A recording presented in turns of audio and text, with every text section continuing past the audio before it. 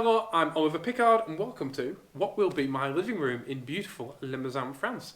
Now, this week I asked you for your controversial opinions, and I asked you on Instagram, Facebook, Twitter, all that jazz, and my goodness, you didn't disappoint. Now, we've done this once before on the channel, and I love making community, what I call community videos.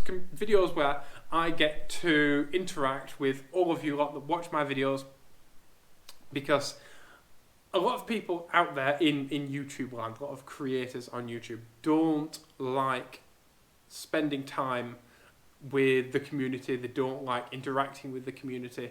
They don't like reading comments. They like to make a thing, chuck it out into the ether, and then forget about it. I'm not built that way. My community is massively important to me, and that's partly because I'm here in Limousin, France. I'm very rural, I'm in the middle of nowhere, and I'm in a non-English speaking country. So my YouTube growth is all because of my community, and the community that's built up around my channel and built up supporting my channel is massively, massively important to me, and that's why I never ever take it for granted. I also really enjoy the contributions that my community make to my channel. And you inspire me to make videos. There are days when it's difficult to make videos. There are days when I have camera trouble. There are days when things just don't go right. You're building your own house, something goes wrong, whatever, and I feel sorry for myself. And I feel so sorry for myself, and I feel woe is me, and all that kind of jazz. And then I go online. And then I've got my fantastic community saying, you're really lucky to live where you live. You live my dream, and I one day want to move to France and build a house or whatever, or you're correct about this car, and I've always wanted that car, or I love Jolene, she's fantastic, my 2CV, and you make me feel lucky to live where I live, and you remind me how fortunate I am, and to not take it for granted. So, as part of that, I really enjoy making what I call community videos where I'm not just trying to appeal to new people, but I also make them just for the community that I have, and to support the community that I have, because I really like interacting with you all, and this is one of the ways that I get to do that. So I ask you for all of your controversial opinions, and my goodness, there are some spicy ones. First off, Rob Morgan says, E-Type Jags are boring. Now, E-Type Jags, people don't think of them like this anymore, but an E-Type Jag was the Mitsubishi Evo of its day. Mitsubishi Evos were famous because they were giant killers. They were a car that wasn't a lot of money, that could take on, a Lamborghini Murcielago on a track and beat it. But it was cheaper, and it was more life-friendly. Now, you did pay a price for that in the way of the interior was plasticky and all that kind of thing, but you got the speed. And that's exactly what an E-Type was. An E-Type in its day was less than half the price of the equivalent Ferrari, but yet around a track could whoop it, right? But you do pay a price for that. I always think it's funny in magazines when you see photos of an E-Type interior, and they always take the same shot that kind of goes across the steering wheel and across the dashboard. And the reason is, on every single Jag E-Type other than a Mark II, there is a Series 2. There's a strip of ugly black Lucas switches that go across the centre of the dashboard. They're just horrible. They look like they're from a tractor. It was a car built to a cost. And yes, they're very pretty, but that's not everything. They were pretty and they were quick, but they rusted. A lot of it wasn't very good quality. They had slightly dodgy electrics. They had some horrible switchgear. It was all Lucas electrics, and people forget that, and people elevate them to a much higher level than they were. People want them to be £1 million cars, and they're not a Ferrari 250. They're just not. But they are cool in their own right. If your idea is something that you want to grab by the scruff of the neck and chuck round corners on a country road, that's not necessarily an E-Type. So I get that. I get why it could be boring. They're a bit delicate, and they're very pretty, and you can never quite imagine a Jag E-Type cracking a joke if it was a person. So I get that. William Garrett Harvey says, 2 words, BMW Minis. Now, that's not really an opinion, and a laughing emoji face thing. That's not really an opinion, it's more of a statement, so I'm going to assume that your controversial opinion is that you love BMW Minis and that your passion grows stronger for them every single day. Kingsley Shacklebolt, awesome name, says, trucks nowadays cost too much due to their grand quantities of features. Trucks stopped being trucks in the late 90s. I'm just fine having cruise control / AC in my truck. Airbags would be nice though. I think, Kingsley, the reason they do that the reason the prices are so high isn't because of all the features. I think they put the features in to justify... I've lost it already. They put the features in to justify the price. Basically, they have a price in mind, and then they fill it with tat until it reaches that price. So you know your chrome grills and all that kind of thing. Chrome side vents, automatic steps because it's modern trucks are giant and all that. All that stuff is just to justify a price. I think that they predispose that they want to charge. Joe Wall says, okay, he's got a few opinions. Nugget or nougat is better than chocolate. Spanish nugget isn't. Spanish nugget's like rock hard and got nuts in it, and you can feel your teeth rotting while you eat it. I'm not a big nougat person, although I do like a little bit of really dark chocolate every now and then. So I don't know about that. Vehicles become less joyous with every additional cylinder over 2. 2CVs and Amis and stuff are great fun, and they are joyous little cars. They are. But there are other cars that are joyous, like Land Rovers. Land Rovers are incredibly joyous. There's all sorts of stuff that's joyous, but I'm glad you didn't say like good or every car that has more than 2 cylinders gets worse, because I don't think that's necessarily true. But I think you find a more fun car for every single day than a 2CV. That's going to be a tall order. Even though minis and stuff are cool, I know what you mean. That soft top, wind in your hair kind of awesomeness with absolute reliability, and yeah, love it. Love 2CVs, they're brilliant. No one has looked good in a hat since 1962. That's not true. I look awesome in a hat, and I'm incredibly humble. No, I do love a good hat. I am a hat wearer, and I've worn hats in many videos because they're good. And in fact, I wear a sun hat, like a Panama hat, when I drive my 2CV. It's a straw one because it gets hot, and I like to have my roof off. But no, I like a good hat. Not enough people wear hats. People should be more proud to wear hats. And I have a little niece who collects hats, and she looks awesome in them. The next one is the woods are better than the beach. I do love a good forest, but it's weird because the beach, it depends on the beach. So like the Atlantic beach here in France is stunning, like hundreds of miles of perfect sand and gorgeous waves, and you can't go surfing in the woods, although you can go mountain biking, and that's fun. So depends what the weather's like.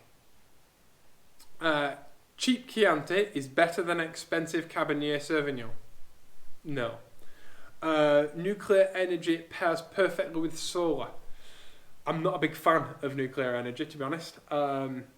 It's dangerous. It's a national security risk, obviously. It has to be incredibly far away from other human beings in case it all goes pop, which means it requires a massive amount of infrastructure between the power station and the place itself that it's powering, and dealing with the after effects of it all can be rather hazardous.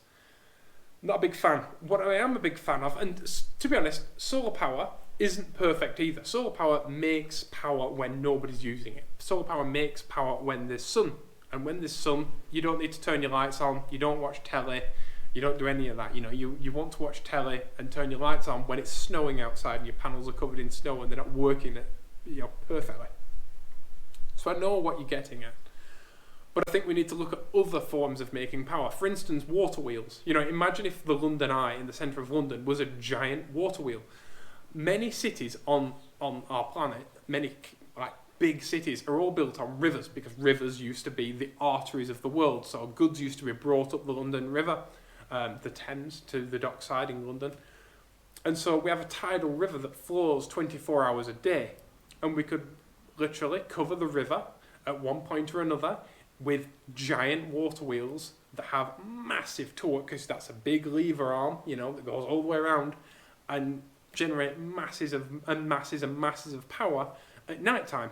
And that would aid solar power. I think that, hydroelectrics have their own problem as well. They're very fish mincy. But I really like water wheels, and water wheels don't get enough cred, I don't think. People around the world could be using water wheels in rural places. They're cheap to put up. They're very old-fashioned technology, and there are a lot of historic water wheels as well everywhere that we could be using to power our homes. So I'm not a massive fan of any energy that requires disposing of afterwards. So like nuclear energy, there are problems with nuclear energy, and I think that we need to look at efficiency. We need to look at minimizing the size of our grid, because all infrastructure obviously creates pollution to put in. And wind generation is good as well, but not everywhere. Wind generation doesn't work everywhere. So I like old-fashioned windmills as well. Like, the modern super high-tech ones are cool, but imagine if every windmill in Holland was generating electricity. Like, it would generate a decent amount of electricity. Not everything has to be the most efficient manner of generating that power possible. We just need enough ways of doing it that they all join together and make a heck of a lot of power. But yeah, I'm not a big fan of nuclear anything, to be honest. Stilton is inferior to Mountain Gorgonzola. No, Stilton is awesome. One of the few things I miss about England is Stilton. I can't get Stilton here in Limousin, France. And next time I go to the UK, I will bring back a whole wheel of Stilton. And I will sit with a bottle of Chateauneuf de Pape and devour that wheel of Stilton. Because Stilton and Chateauneuf de Pape are one of life's great pairings. David Porter says, duck pate on toast is the best food. Not if you're a duck. Will Vandenberg says, the DS cars don't even come close to the real Citroen cars. Or Citroen without hydro pneumatics are not worthy to be called Citroen. Now, André Citroen's lifetime, he never developed a car with hydro pneumatics. The Traction Avant had a few hydro pneumatic prototypes, but they were developed long after André was dead. So you are saying that the cars developed and designed by André Citroen weren't real Citroens, which doesn't really make sense. The Traction Avant was incredible. It was a world beater way before the DS. It was, one of the most advanced passenger car of its time, and it was just incredible. And I love the Traction Avant, and it gets nowhere near the amount of love that it deserves. But I like hydro-pneumatic Citroens as well. They're cool. And the new DS cars, they haven't really got the goddess bit, have they? Like, DS is supposed to be DS, which is goddess. And look at a modern DS and tell me that's a goddess. Kit's Lost the Plot says, I don't understand that slanting or slamming wheels. It looks awful and takes away from the visual look of a car. It's a shame, as it's so popular in the rat rod scene. And for example, a knackered Beetle looks so much better with normal height than scraping the chassis on the floor. This is quite difficult because one of the first things I ever made for the internet was, I used to be a contributor on a Canadian stance website called Stance is Everything, where I started just by sending my mate Dave all of the weird stuff that I now share with you on social media and in my videos and stuff, and all of my weird opinions on cars. And Dave actually gave me a spot on his website to kind of show off what I found on the internet. And so I do like the stance of a lot of cars, but I like stance that works, and not all stance does work. and not all cars that are stance works. But it can be made to work. It just takes engineering know-how, thought, and good design. Not, no springs and no suspension and scraping on the floor. That's obviously destruction, which is sad. So I kind of agree with you, but it can be made to work. Low cars can work. In fact, Dave, who owns and runs that website, has been driving the same Mazda 3 now for ever, and that's on airbags, and it's awesome, and it works, and it's in really good nick, and he really looks after it. But it's his daily driver, and you can make stanced cars reliable and good to drive and stuff like that. Like I say, it just takes design and engineering. Paul Campbell Music says DeLoreans are awesome despite being inherently crap cars. I have a soft spot for crap cars, by the way. DeLoreans are a bit crap. My problem with the DeLorean is they take the chassis from the Lotus Esprit, and they take the engine from an Alpine A310, combine them and make something that's not as good as either. And it has bad doors that when it rolls over on its roof, which it does do because it has a flat roof, you can't get out and you're trapped in your car. So yeah, it's not good. Will Pierce says the Mazda RT24P is the most beautiful racing car in competition today. It's not even close. Right. The RT24P has this weird design feature that I can't not see. Once you see it, you can't unsee it. And I don't know whether it's a real feature on a lot of modern Mazda cars or whether it's just a suggestion. But a lot of modern Mazda cars have that wide, kind of almost heart-shaped mouth thing, which I quite like. But the 24P has this oval. It's like a shrew nose. Like the nose comes in like this, and it has this little shrew nose with the Mazda badge in, and it just looks like a shrew. And I can't get over how much it looks like a shrew. I think that racing cars at the minute are in a bit of an awkward phase as far as looks. The RT24P is quite curvy in that respect, but it does have that big dorsal fin, and like I say, a lot of racing cars are quite awkward. I quite like the look of Formula E cars, I have to say. They are quite good looking cars. Yeah, I suppose. It's not offensive looking. Lawrence Jesterton, at Lawrence Jester 3, says modern key fobs are the worst, and I'm sick of changing batteries in them more than once a year, just so I don't have to stick a key in the ignition. Lawrence, there is a really, really easy fix for that, and that is that in your garage you have a really beautiful MGB. Sell your daily driver, drive the MGB every day. That's my solution. At Roger Garbo says, any wheels larger than 17 inches are bad. Yeah, really. I think that when you design a racing car, what you do is you choose your wheels and tyres first, and then you get all your suspension geometry from that. You build your car from the outside in. The way that production cars are built is that a guy comes round and he's like, right, we're using this engine, we're using this drivetrain, we're using, this suspension setup, make it work. And because of that, they can't just put smaller wheels on it and then make the tyres as wide as they want. Put big arches on the car. They have to fit it in the body and the dimensions that the car has, that you're given to make that car by your bosses. And so they put bigger wheels on it to give it a bigger contact patch. But also, obviously cars are really heavy now, so they have to put giant brakes.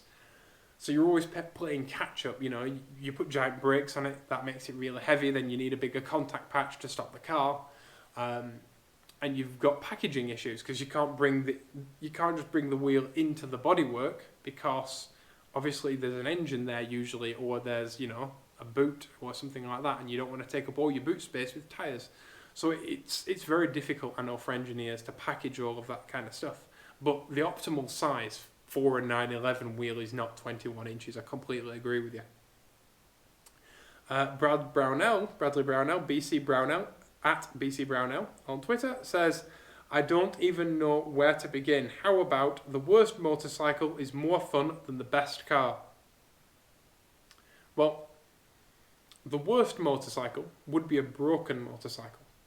And the best car is a functional car, because things that work are better than things that don't. So, no, a functioning car is not better than a broken motorcycle. But a good motorbike can be better than a good car. It depends what you're doing with it. But I really need to get my bike license. Thanks for the reminder, Brad. I'd really like an old motorbike. I've had that want for a long time now, and it's something that I need to address. Maybe once all this Corona stuff's done with. Raven at Biscuit 155 says, Tex-Mex is all the bad things about Americanized food, and plain queso is just nacho cheese people overpay for. Now, as an Englishman living in the middle of France, I try and stay as far as possible away from Americanized food, because the Americanized food we get is like KFC, McDonald's, Burger King, and I think that's it. But famously, the worst thing, like internationally thought, the worst thing about American food is American cheese, which is orange and tastes like plastic, as you well know, Raven. So yeah, like Tex-Mex is that like plastic cheesiness, isn't it?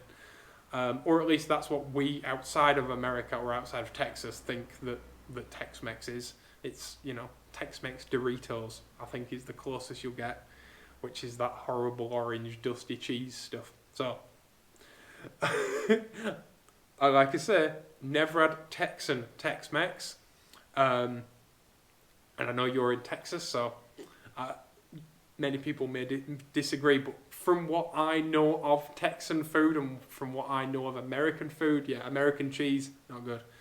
Hoopty at Bones 3501 says, the GT86 FRS Burrs is a naff. I'm paraphrasing for the sake of YouTube. Is a naff chassis / car and does not deserve the title of sports car. There are many naff cars that have been called sports cars, namely the DeLorean, which we mentioned earlier in this video. I think the FRS does one thing very well, and that is it's a very good entry sports car that you can drive every day. It has a very big boot, it's very spacious inside, it uses cheap tyres, it's decent on fuel, it has enough power, it hasn't got loads of power, but it's not really lacking. What it does have is a horrible torque dip, and that engine isn't the best. The torque dip, by the way, is your power curve is like this, and it actually has a dip in the middle. And the reason for that is they were trying to do like a VTEC type thing. They were trying to make a car that feels gutsy off the line, but then when you cruise on the motorway, it feels alright and sufficient, but gets really good fuel economy. And then when you get off the motorway onto country roads, you drop it down a couple of gears, ring it out, and you get up into that top, and you get all 200 horsepower, and she flies along quite happily, and is a bit skittish and fun and moves around because she's on cheap tyres. I think what a lot of people do is they don't keep them standard, and they tend to put wheels and tyres on them while keeping the standard engine and over-tyre it, and then the car feels bland because it's over-tired. It's got too much grip for the chassis, and it's no longer moving around, and it's no longer fun, and it's no longer the thing that they've bought it for.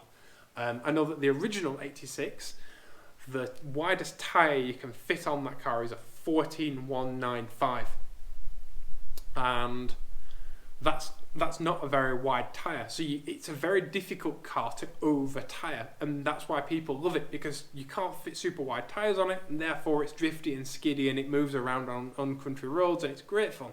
The problem with the new 86 is that, like I say, you can fit 19-inch wheels on it with huge meaty tyres, and that means it has a lot of grip, which means it's not very fun at low speeds, and that torque dip just becomes incredibly apparent. So I don't think it's necessarily a bad car, and I think it's a great car for beginners. But I think it has to be modified sensitively, if it's modified at all. And now that they are cheaper, because they're getting on a bit, and the early cars are now, decent money, I'm going to be really interested to see what people do with them. Probably a lot of drifting, but that'll be interesting to see. Jessica McAndrew, at Shutterfly Stuff, says, being a boy racer isn't a bad thing as long as it comes with a positive mental attitude. I think as long as you know that there's a time and a place to be a boy racer, that's completely fine. Nobody likes, nobody wants someone that drives around revving their engine all the time, but loving your car and being a bit of a boy racer, yeah, there's nothing wrong with it. As long as it comes in with positivity and a bit of being sensible as well. Knowing there's a time and a place is important. But everybody loves a bit of spirited driving. John Osborne says, moderate-sized CUV is probably the natural form of the general-purpose automobile, as people realised in the 1920s and 1930s. People only think it's a sedan because Harley Earl liked the shape and the subsequent inertia. The current popularity is just a return to the baseline. Now, I agree with you in principle, because if you look at the roads of the 1920s and the 1930s, a good place to see those is just basically in old photos. A lot of them were gravel, a lot of them were bad, rutted, poor condition roads, and so you needed very big wheels, and you needed a big rolling diameter because you needed the wheel bearings to last a long time. And bearing technology back then wasn't amazing. You couldn't put skiff bearings in your Model T. And so, because the wheel bearings weren't that massively strong, the big rolling diameter helps them last a long time, and also they makes them good for surviving poor roads with no hydraulic shock absorbers. After the Second World War, we saw the biggest road building programs the world has ever seen, which resulted in very different cars. We got ponton styling. The perfect example of ponton styling is the Renault Dauphine. So it's like a little bar of soap. It's all rounded and smooth. You've no longer got separate wings like you have with a 2CV. The body's all one piece and one chunk. This often came with much smaller wheels because road surfaces had improved greatly, and lighter weight, which meant smaller engines, which was great because in post-war Europe especially, and in post-war Japan and stuff, tiny engines were necessary, fuel rationing was a thing, and fuel quality wasn't always the best. Now, that being said, current roads, not very good because everything's rutted out. Cars, your average car weighs nearly 2 tons. And so it's just destroying the roads because the roads were still designed for those little cars of the 50s and 60s when the road building programs were commencing, Think about a large European family car in the 1960s. My family used to have a Volvo Amazon Estate. In fact, we had 2. And a Volvo Amazon Estate weighs 1,200 kilos, which is the same as a small hatchback today. And that was a big estate car. And so they damaged the roads a lot less. Not only that, but the tyres were a lot less grippy. Even the tubeless radials of the time were a lot less grippy than a modern tubeless radial today. And so they tore up the road a lot less. And like I say, cars were a lot lighter.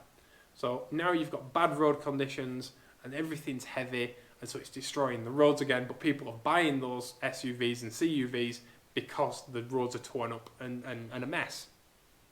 I would add to that I don't think that can continue for much longer, because just imagine if every single car now was electric in the world, right? Electric car production is still incredibly dirty, and at some point someone's going to turn around and say that most of the electric cars that we're building are not actually that clean, and so we need to cherry pick the ones that are clean and make cleaner cars than those. So for instance, this year/next year there's going to be a new Cadillac Escalade electric, which is a hideously dirty thing to produce, is terribly unaerodynamic, and is very bad for the environment. Whether or not it has emissions is beside the point. No matter where you live and what your emissions are, the carbon footprint of that thing is huge. And it's going to have to last a very long time to outlive that carbon footprint, because it's got more and more and more and more batteries in, and it weighs like 3 tons or something. So it's going to obliterate roads. And that can't carry on forever. At a certain point, we are going to have to go back to that ponton-set island. We're going to have to go back to the smaller wheels and the lighter cars and the smaller cars. And I think that if everybody tomorrow decided to buy an electric car, we'd end up in an energy crisis, in the same way that we had a fuel crisis at the end of the Second World War in Europe, and where people literally couldn't get fuel. And so that kind of atmosphere created my little 2CV that has, an engine that's smaller than half a litre and weighs as much as a Caterham. And we need that, but an electric modern version of that, or a very low fuel consuming version of that, or a hydrogen version of that. And that has to be the future, because heavier and heavier and heavier cars just can't carry on. And in Europe, a lot of our roads, especially in towns and villages, and the roads that connect towns and villages, were built by the Romans. And so they're just not up to the job. They're not up to the job of the big trucks. And obviously trucking is more important than ever because of, the state of the current world we live in, but also because everybody's ordering stuff online and all of that. So we're gonna, things are gonna have to change very quickly, and I'm not quite sure what the future looks like at the moment, but I don't think anyone is. Carfolio Spec says it would be better to tax cars on height rather than weight. No, Carfolio Spec, because you can equally make a 2-ton low vehicle as much as you can make a 2-ton high vehicle. And we need to be making cars that are a lot lighter than they currently are, no matter what height they are. Carfolio Specs also says, no Porsche Flat 6 sounds good. People only say they do because they don't know what a good sounding engine sounds like. I await my crucifix. I own a horizontally opposed engine. My 2CV is a flat engine. And, when you're talking flat engines, you're talking Imprezas, you're talking 2CVs, you're talking Porsches. Now, Subarus put unequal length exhaust manifolds, so the exhaust pipe for one cylinder is longer than the pipe for the other. And that creates a mismatched burble which helps to smooth out that flat 6 boatiness. My 2CV goes down the road, that has unequal length exhaust headers as well, and that goes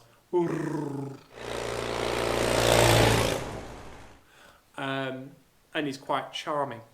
Now I know that flat 6 engine has the tendency to sound like a bag of spanners, but it's quite a nice bag of spanners, especially when it's air cooled and breathing through Weber carburetors or throttle bodies. Modern Porsche 911s are all turbocharged, and so there's very little intake noise anyway. It's all exhaust noise, and so modern cars just don't sound that good anymore. And it's just part of it. But one person's trash is another person's treasure, and it's just like music. It's a very personal choices sound. Like, I'm a big fan of the album Metal Machine Music, and that's famously one of the albums that people say should never be listened to and is impossible to listen to all the way through, and yet I really like that album. So one person's good sounding thing is another person's very, very bad sounding thing. A furry at Cyruliand on Twitter says the Jaguar X-Type was a fine car, and its Mondale-based internals are nothing to be snobbish at. It drove well, handled snow well, and was comfortable and good to drive. The people who complain about it are the same people who complain about brand purity, which is not a thing. Right. The X-Type is a funny time in Jaguar history, because Ford owned, I think they owned Volvo, Aston Martin and Jaguar. And I think the key for a Jag X-Type is the exact same key you get for an Aston Martin Vanquish. It's just a Ford key. And it's based upon a four-wheel drive Mondeo. The cool thing about the X-Type is that you can get an estate. You can get a four-wheel drive Jaguar estate, which is a very cool thing because four-wheel drive estates are cool. I like it. I don't know how well they hold up, but if you're looking for a four-wheel drive estate, I mean, it's basically that or a Subaru. And a Jaguar interior is going to be a lot nicer than a Subaru interior of the same generation. So if I was looking for a four-wheel drive estate, it would be something that I'd definitely consider going and looking at. Tyler, at I am Tyler Hill, says the Fiero should be where the C8 Corvette is, and now the Corvette should just be another GT car. Now, I agree the Corvette is now a GT car. I don't like the Fiero. I've seen people actually import Fieros to Europe, and I've seen multiple Fieros. They're a bit big, a bit meh. What I will say though is I think you're kind of onto something, because I think that having a brand that only produces one car is a bit daft. And I think Corvette need a baby Corvette. I think that they should get the Camaro V6, the basically LS based V6. They should make an aluminium block version of that LS V6 Camaro engine, and they should put it in a really small, lightweight sports car and aim it at the Boxster GT86 Mazda Miata crowd. 30 to 35 grand, an entry-level sports car. Do what Corvette do best, like really good performance at a really achievable price point. That's very Corvette, and that'd be really cool. Like a little entry-level Corvette, why not? Michael Colts at Mike M. Colts says 1990 to 1999 was the greatest decade in American history. I don't know how Native Americans feel about that. I don't know. I was a kid from I was born in 1990. I don't know. I don't know about that. The 50s might disagree with you, although if you were black, you wouldn't really like the 50s. I think it's difficult. I think it depends who you are. If you were straight and white and not transgender and all those things, I think pretty much any time in American history is pretty good for you. But I think that hopefully the next decade, or 2021 forward, will be the best decade in American history, because things are a bit rough, and it's not. It hasn't happened overnight. It's been like boiling a frog. It's been it's happened over time, and hopefully the things happening in the world now will galvanise people together and make tomorrow better than it was yesterday. Fingers crossed. Andrea Peterson at Neon Dancer, awesome Twitter name, says avocado is like eating a straight up stick of plant butter, thus wretched. Avocado, when it's a bit overripe, does taste a bit soapy. So I understand, and if you're in a place where you don't get terribly ripe avocados, I can understand that. I hope you get ripe avocados one day. Max Finkel at Too Fast to Finkel says no one has designed a worthwhile tyre pressure monitoring system yet. They have. It's called a tyre pressure gauge. It comes in a little box like this, and you keep it in your car toolkit. I know what you're talking about though. You're talking about the ones that fit inside a car wheel and come as an OEM, a factory equipped thing on like Porsche 911s and stuff like that. I think that they're better than nothing, because a lot of people forget to blow the tyres up. How many people just don't check their tyres? And I think a very pessimistic tyre pressure gauge is much better than an optimistic tyre pressure gauge, because as long as people are checking their tyres, that's all that matters. But yeah, I've said this in videos before, but I would never ever trust the tyre pressure gauge that's at the garage, that the thing hanging on the thing, because it's in full sun, it gets rained on, it gets snowed on. It's literally in the worst possible place that you can have a gauge. It gets exposed to just about everything.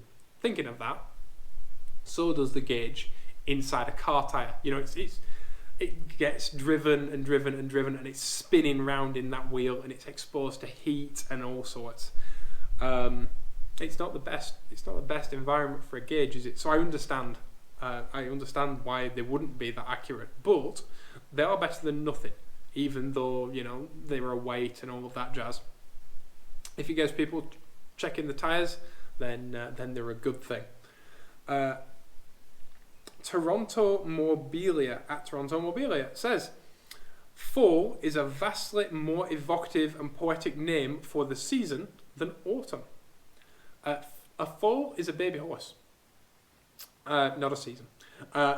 No, being English, and I know being Canadian, you are predisposed to growing up calling it fall and all that jazz because the leaves fall off the trees. I get that. American English has this thing where it simplifies British English by a long way, because, you know, Americans as a continent, as North America, speaks English in a much simplified way because it's a country that was vastly created by non-English speaking immigrants. And that's not a bad thing. So you remove the U from colour, and they call it fall because, you know, the leaves fall off the trees. I get that.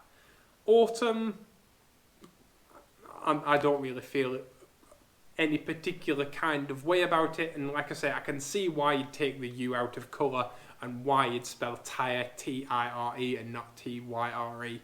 I get that, kind of.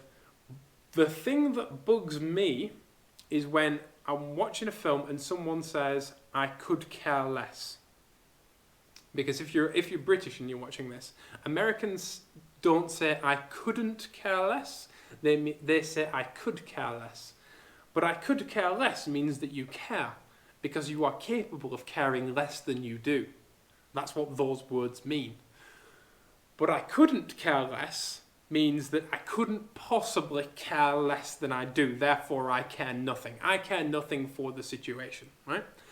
I could care less means that I care about the situation, but I am capable of caring less than I do, which doesn't really make sense. So yeah, autumn, not bothered about. I could, indeed, couldn't care less. Thank you all for watching. Thank you all for your controversial opinions. I hope you enjoyed this video. Please don't forget to leave your controversial opinions, or your opinions of these controversial opinions that may in themselves be controversial, down in the comments below. But please be respectful and remember that people are just people, and that we are all, that, you know, behind each one of these comments is a person with thoughts and feelings of their own. So don't be brutal. Be awesome to each other, please. Let's make tomorrow better than yesterday. Thank you all for watching this. Please be awesome to each other, and I'll see you all in the next video. Bye-bye. Like you, sharing my videos with their friends. Hello, Lilu. Come here. Lilu! Is because of people like you. Lilu's here. Where is he, Lilu? Oh, say hello to Lilu. Is because of people like you helping me out. Yes, because of people like them. Lilu's my mum and dad's dog. And because of, I said, because of people like you. Go on. Oh, you're fat. Oh, go on. Good girl.